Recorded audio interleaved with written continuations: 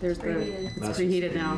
So Abby and I said the oven is ready now. Like 20 minutes or So the something. cookies get back. Yeah, but then Now is you've when the wasted cookies 10 go in. minutes of cooking time, you know? Now is All of us are very creative and just very innovative minds, very creative. We're musicians. There's a lot of musical intelligence in our family, a lot of intellectual intelligence in our family.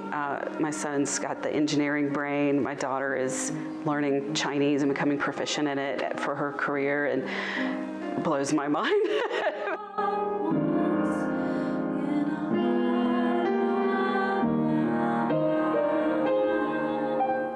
When my daughter was 5, I was going to a CEU workshop for therapy, and it was for an autism organization.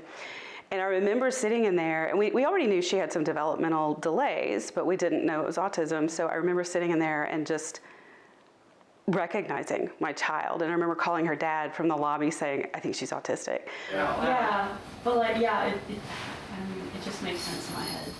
Yeah, it does. Fortunately, we don't live in your head. Okay. When I was really young, I could actually sing before I could talk. If I just spoke regular words, my mom would call it word salad. I just couldn't get words out properly, it would just tumble out. But if I sang a tune, I could say like my sentences correctly.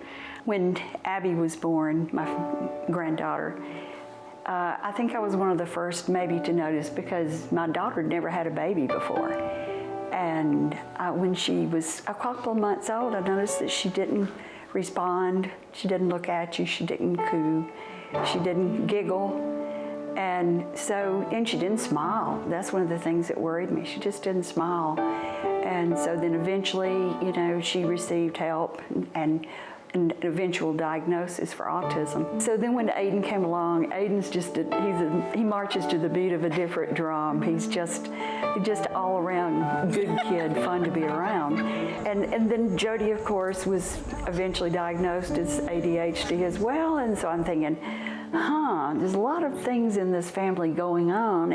And then I got to noticing that the more I learned about it, I started noticing some things in myself. Oh, right, yeah. It's a real bag of mixed, things that we all got going on, but we've all kind of learned how each other's operates and can, work around that. For me, having ADHD, I feel like I can have like 20 trains of thought going at once, which again is a good thing and a bad thing, because it allows me to be really quick-witted and very quick thought, fire off a lot of thoughts really quickly. But at the same time, it's hard to focus on any one particular thing at a time.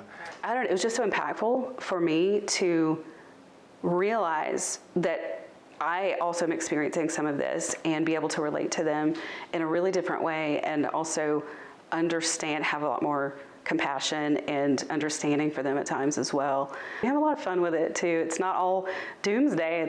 There's a lot of strengths, a lot of things about neurodivergence that's really amazing. It's not just all the deficits and the challenges. We have all really learned how to just accept. You really needed the recipe, and I'm like, just throw a little bit of this there. I'm a recipe follower and a rule follower. Yeah, you too. You too.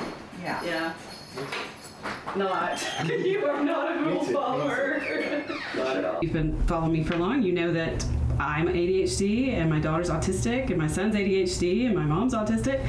And so we've been filming today talking about what it's like to be in this neurodiverse family of ours, how it impacts all of us, and what it was like when we discovered that we were neurodivergent.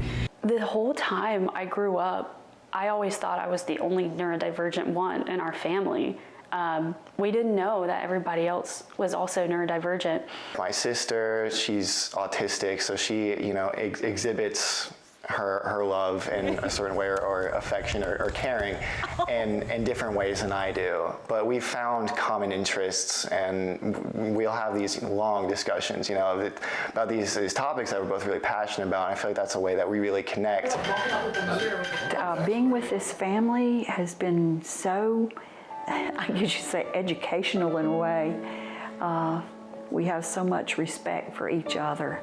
And but when we're together, we joke a lot, we laugh a lot. Sometimes we make fun of each other a lot, and I think that helps us get along. Being neurodivergent is not about they're a disorder. It's not about being broken, and that's the legacy I want to leave them and the world. That's my whole goal as a professional. It's why I have educational courses and podcasts and YouTube, all those things to help reach people so that they don't feel like they're not afraid of the label. It's not about something being wrong with you. I just love my family with all of our little differences in every way because they're just all beautiful people.